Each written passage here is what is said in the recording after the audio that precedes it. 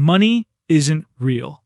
It's basically a collective hallucination, a psychological construct that only has value because we all agree to believe in it. When the physical assets we associate with wealth dissolve, you're just left with the underlying reality, a system completely built on faith.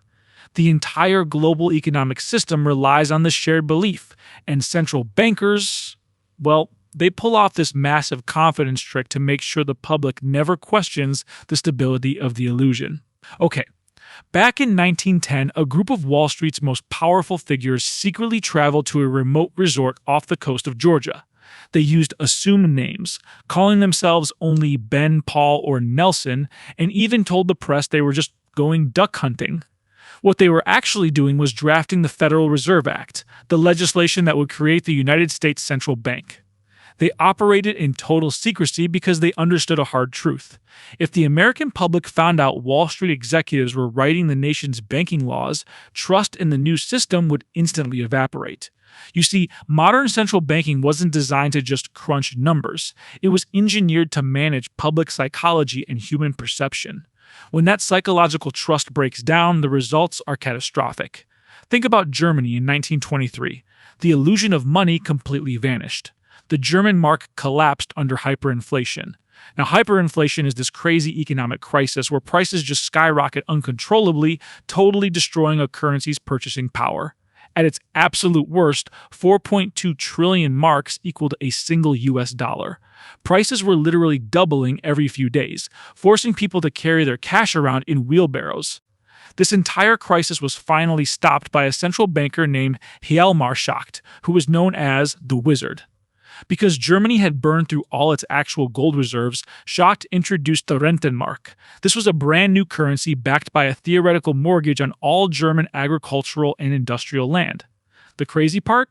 The backing was a complete fabrication. A citizen couldn't walk into a bank and trade their paper Rentenmarks for a literal plot of farmland. But the public believed in the land, and by strictly limiting the supply of this new paper and projecting this absolute illusion of value, Schacht actually stopped the economic collapse. He proved that a currency survives strictly on public faith. Central bankers in the 1920s viewed the gold standard almost like a moral religion. They chained the global economy to a system where every paper currency had a value linked to a specific, fixed amount of physical gold. Montagu Norman, the very secretive governor of the Bank of England, led this fundamentalist devotion.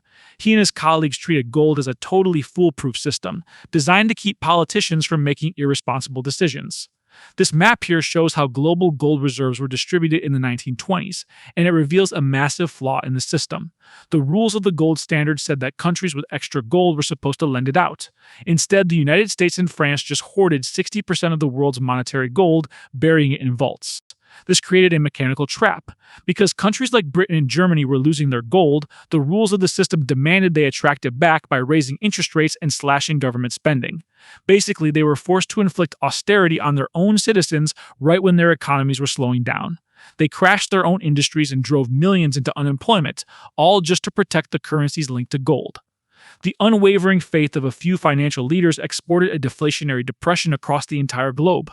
By 1930, that strict adherence to the rules reached the United States, where it ended up destroying the very core of the banking system. A private commercial bank in New York called the Bank of the United States experienced a massive run on its deposits. Now, despite its official-sounding name, it primarily served Jewish immigrants and garment workers, rather than the financial elite. The Wall Street establishment definitely had the capital to save it, but a coalition of bankers led by J.P. Morgan flat out refused to organize a bailout. They basically just let the bank fail, driven by elitist prejudice and a refusal to intervene in the market. The fallout from this was systemic. Depositors realized that if an institution named the Bank of the United States could fail, then absolutely no money was safe anywhere. By prioritizing financial dogma over the psychological trust of the public, the banking elites triggered the panic that collapsed the entire American banking system. This line graph right here illustrates the British economy in the late 1920s. Now, in September 1931, the Bank of England simply ran out of gold, and when they finally abandoned the standard, it meant they could cut interest rates, which led to an almost immediate recovery. Over in the US in 1933, President Franklin D. Roosevelt applied this same kind of unorthodox logic to the American crisis. FDR basically ignored the established economic science of the time. Every morning, while eating his soft boiled eggs in bed, he and his Treasury Secretary would arbitrarily decide the price of gold for the day, deliberately devaluing the US dollar to raise commodity prices. On one particular morning, FDR decided to raise the price by 21 cents. And why? He explained that 21 is 3 times 7, and he just considered 7 to be a lucky number. The financial elite were absolutely horrified by this lack of discipline, and yet this totally pragmatic intervention actually worked. It successfully halted the deflationary spiral. You see, a deflationary spiral is this vicious economic chain reaction where falling prices lead to lower wages, decreased demand, and even more economic contraction. The Great Depression was, at its core, a failure of intellectual will. The men in charge let millions suffer because they basically worshipped a piece of metal. The crisis only ended when a few leaders remembered that money is simply a tool meant to serve society, not a god demanding sacrifice.